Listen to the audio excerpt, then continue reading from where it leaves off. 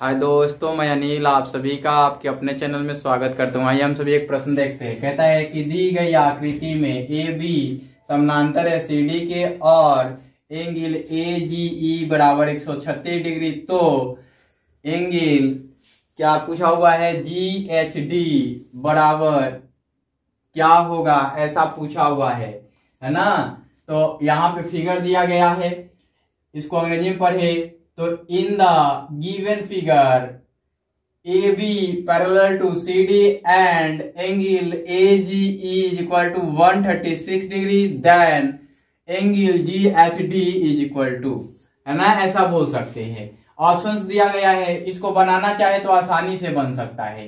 कैसे? इसमें ऑब्जर्वेशंस की जरूरत है। देखिए मैं एक बार बता देता हूं ऑब्जर्वेशंस पे। यहां लिख लिया हमने, ये 136 डिग्री हो गया, है ना। और ये वाला मान E लिखा हुआ है, यहाँ पे G लिखा हुआ है, और यहाँ H लिखा हुआ है, यहाँ पे C लिखा हुआ है, यहाँ पे D लिखा हुआ है, यहाँ पे F लिखा हुआ है, और यहाँ पे A लिखा हुआ है, और यहाँ पे B लिखा हुआ है। यही लिखा हुआ है ना। तो देखिए आपको करना कुछ नहीं होता है। यहाँ पे देख रहे हैं तो ये वाला एंगल आपको फाइंड आउट करना है, GHD, यानी कि ये वाला एंगल आपको फाइंड आउट करना है, ये वाला एंगल, है ना। तो कैसे निकलेगा? या तो ये वाला एंगल आप फाइंड आउट कर लीजिए सरल रेखा से, तो ये अल्टरनेट एंगल, ये वाला एंगल और ये वाला एंगल बराबर हो जाएंगे, हो सकता है। उसके बाद यदि आप चाहे तो ये वाला एंगल फाइंड आउट कीजिए, तो ये एंगल और ये एंगल दोनों बराबर होते हैं, मतलब कि ये वाला दोनों बराबर हो जाएगा।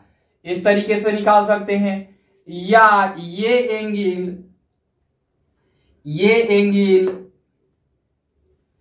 यहां पे ये वाला एंगल और ये वाला एंगल दोनों बराबर हैं, ये दोनों बराबर हैं। तो इस सरल रेखा से इसको घटा लीजिए तो ये वाला एंगल भी निकल जाएगा।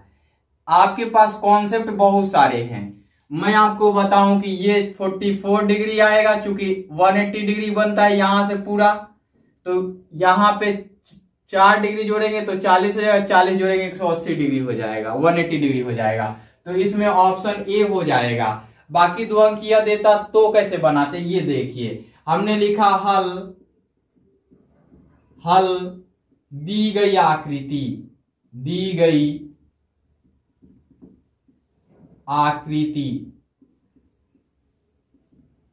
क्या दी गई है, इसी प्रकार से दी गई है ना। ये वाला E है, ये वाला G है, ये वाला B है, ये वाला A है, और ये वाला C है, और ये वाला D है, ये वाला F है, और ये वाला H है। ये वाला पॉइंट और ये वाला पॉइंट देख लीजिए, और ये 136 डिग्री दिया गया है ना। इसमें क्या क्या दिया गया है? दिया गया है ए बी पैरेलल टू, ये भी दिया गया है, A B parallel to C D, और क्या दिया गया है, angle A G E is equal to 136 degree, और क्या दिया गया है, angle G H D is equal to what. अब आते हैं आगे की ओर। अब है ना, हम चाहे तो ऐसे भी निकाल सकते, ये शीर्षाभिमुख कोण से बराबर कर लेंगे, ऐसा भी कर सकते हैं। तो किसी से भी कीजिए, कोई दिक्कत नहीं है ना। तो हम लिखते हैं आकृति से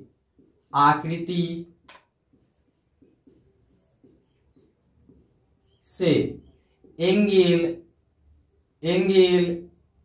ए G E always equal to होगा एंगल बी जी एच के। क्यों इक्वल टू होगा? शीर्षाभिमुख कोण से, है ना। ये शीर्षाभिमुख होंगे, है ना, शीर्षाभिमुख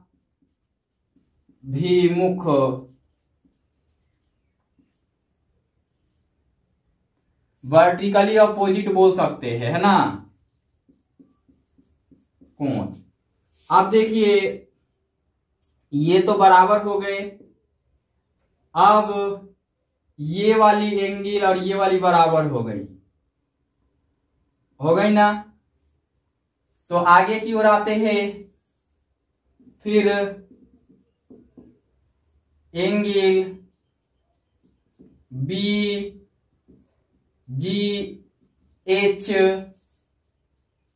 added to angle G H D, है ना, is equal to 180 degree.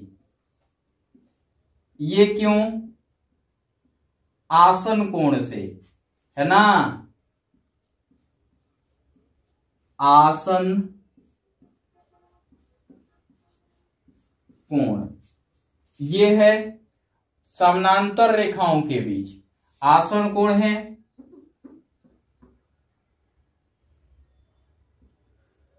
Parallel line के बीच, है ना, पैरेलल लाइन के बीच।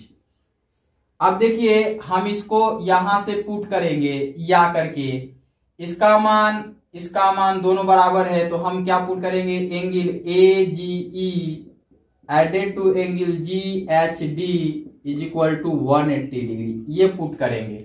अब हम इसको आगे की ओर यहां से मिटाते हैं। हमने बता दिया कॉन्सेप्ट। यहां पे इसका मान पुट कीजिए 136 degree added to angle G H D is equal to 180 degree, या इधर ऐड है उधर जाएगा तो सब्ट्रैक्ट होगा, तो angle G H D is equal to 180 degree minus 136 degree. अभी हमने घटा के बताया था कि 44 डिग्री आएगा, तो इसलिए angle G H D is equal to 44 degree, यही इसका उत्तर बनेगा।